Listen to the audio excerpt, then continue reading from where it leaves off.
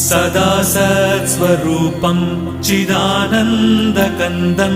जगत्सम्भवस्थानसंहारहेतुं स्वभक्तेच्छया मानुषं दर्शयन्तम् नमामीश्वरं सद्गुरुं साईनाथं नमामीश्वरं सद्गुरुं साईनाथम् भवध्वान्तविध्वंसमार्ताण्डमीड्यं मनोवागतीतं